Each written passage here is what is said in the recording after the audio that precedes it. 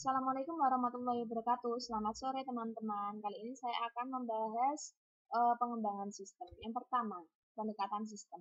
Di pendekatan sistem ini kita akan belajar menurut dari pendapatnya John Dewey. Beliau mengatakan bahwa terdapat 3 rangkaian pertimbangan yang terlibat dalam pemecahan konversi secara memadai. Yang pertama itu mengenali kontroversi. Lalu yang kedua itu ada mempertimbangkan klaim alternatif. Dan yang ketiga itu membentuk suatu pertimbangan. Urutan langkahnya itu pertama ada upaya persiapan ya teman-teman. Di upaya persiapan ini perusahaan harus melihat perusahaan sebagai suatu sistem. Lalu mengenali sistem lingkungan dan juga mengidentifikasi subsistem perusahaan. Lalu upaya definisi. Yang pertama itu melanjutkan dari tingkat sistem ke tingkat subsistem. Yang kedua itu menganalisis bagian sistem dalam urutan tertentu. Nah, di analisis bagian sistem dalam urutan tertentu ini terdapat 7 unsur utama. Yang pertama itu mengevaluasi sistem, membandingkan output sistem dengan standar, mengevaluasi manajemen, mengevaluasi prosesor informasi, mengevaluasi input dan sumber daya input, lalu ada mengevaluasi proses transformasi, dan juga mengevaluasi sumber daya output. Nah, lalu di dalam upaya solusi itu terdapat 5 langkah. Yang pertama itu mengidentifikasi solusi alternatif, lalu memilih solusi terbaik dilakukan dengan 3 cara, yaitu analisis, pertimbangan, dan juga tawar-menawar. Lalu ada mengevaluasi solusi alternatif, mengimplementasikan solusi, dan juga menindaklanjuti untuk memastikan keaktifan dari solusi tersebut. Nah, lalu siklus hidup pengembangan sistem atau biasa disebut dengan SDLC itu merupakan aplikasi dari pendekatan sistem bagi pengembangan suatu sistem informasi. Lalu ada SDLC tradisional. Ini biasanya disebut dengan pendekatan air terjun. Terdapat 5 aktivitas utama, yaitu ada perencanaan, analisis, desain, implementasi, dan juga penggunaan. Lalu ada prototyping. Jadi, prototyping itu berasal dari kata prototype, yang mana prototype ini merupakan versi dari sebuah sistem potensial yang memberikan ide bagi pengembang dan juga calon penggunanya. Nah, proses dalam pembuatan prototype inilah yang dinamakan dengan prototyping. Prototyping ada 2. Yang pertama itu prototype evolusioner, teman-teman. Jadi, prototype evolusioner ini dia nantinya akan menjadi sistem aktual. Sedangkan yang prototype persyaratan ini terdapat 4 aktivitas utama. Yang pertama itu membuat kode sistem baru, lalu ada menguji sistem baru, lalu menentukan apakah sistem tersebut dapat diterima, dan juga membuat sistem baru menjadi sistem produksi. Lalu apa sih yang menjadi daya tarik prototype sehingga pada zamannya dulu itu banyak digunakan oleh perusahaan-perusahaan? Yang pertama itu membaginya komunikasi antara pengembang dan pengguna. Lalu pengembang dapat melakukan pekerjaan yang lebih baik dalam menentukan kebutuhan pengguna. Lalu ada pengguna memainkan peranan yang lebih efektif dalam pengembangan sistem. Pengembangan sistem lebih efisien, menghemat waktu, dan juga implementasi menjadikan lebih mudah. Lalu ada potensi kesulitan dari prototipe itu sendiri.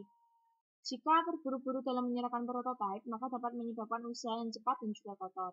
Terciptanya ekspektasi yang tidak realistis sehubungan dengan sistem produksi. Prototipe evolusioner bisa jadi tidak efisien, dan antarmuka manusia komputer dalam beberapa alat prototyping tertentu kemungkinan tidak mencerminkan teknik desain yang baik.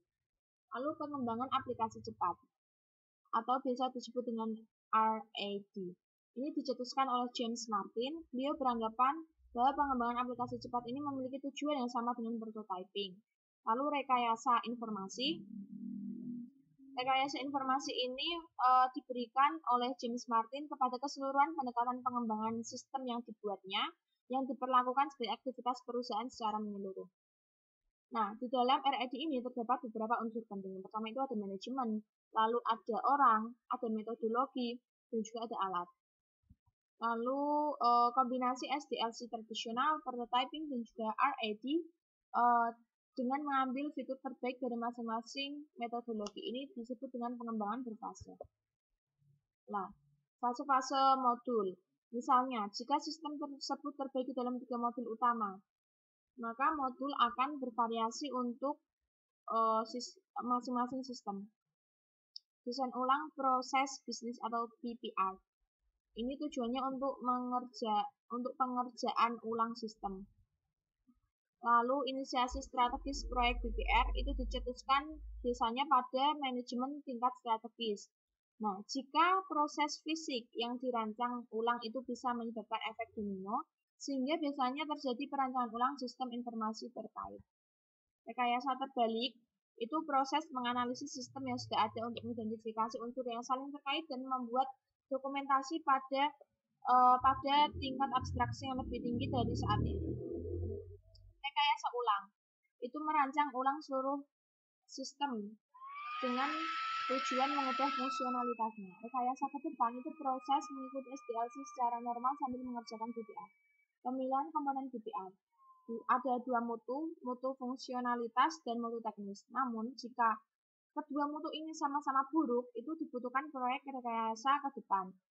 Sementara jika salah satunya buruk, entah itu mutu fungsionalitasnya, entah itu mutu teknisnya, maka bisa mencoba untuk menggunakan proyek rekayasa ulang. Lalu menempatkan SDLC tradisional, prototyping, RID, dan juga pengembangan berbasis dan BPR dalam perspektif. Menurut hukum Moore, teknologi informasi dapat usang secara cepat. Nah, BPR itu digunakan untuk pendekatan yang memanfaatkan penggunaan teknologi ini sebelumnya. Prototyping, RID, dan juga pengembangan berfase digunakan dalam proyek BPR untuk memenuhi kebutuhan pengguna dengan cara terbuka. Alat pengembangan sistem menggunakan dua diagram, relasi entitas dan kelas, tapi masih harus dilakukan perbaikan. Pendekatan yang dipicu oleh data dan proses itu kembali memperhatikan pemodelan proses yang dilakukan oleh sistem. Pemodelan proses itu dahulu menggunakan diagram alur, tapi sekarang telah tercipta alat pemodelan yang lebih sederhana dan efisien. Diagram arus data itu ada 4 unsur penting. Yang pertama itu ada unsur lingkungan, lalu ada proses, arus data, dan juga penyimpanan data. Diagram arus data bertingkat itu proses utamanya disebut dengan diagram nomor 0. Sedangkan diagram konteks itu menempatkan sistem dalam suatu konteks lingkungan.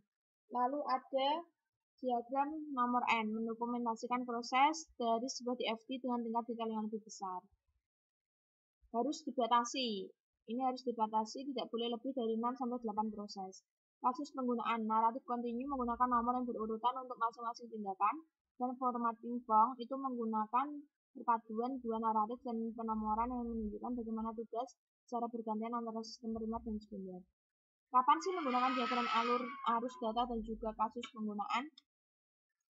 DFD mengilustrasikan tinjauan atas pemrosesan.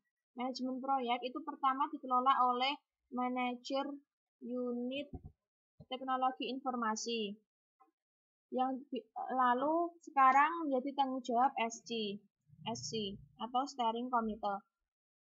Nah, Steering Committee dari SIM ini dia memiliki 3 fungsi utama, yaitu menciptakan kebijakan, melakukan pengendalian fiskal, dan menyelesaikan perselisihan. Nah, tapi Steering Committee SIM ini dia tidak terlibat secara langsung dalam detail pekerjaan, tapi menjadi tanggung jawabnya tim proyek. Tapi tim proyek akan dibubarkan setelah implementasi selesai. Lalu mekanisme manajemen proyek, perpaduan antara grafik gen dengan diagram jaringan, lalu dukungan web bagi manajemen proyek. Selain manajemen proyek berbasis piranti lunak seperti Microsoft Project, dukungan juga dapat diperoleh dari internet.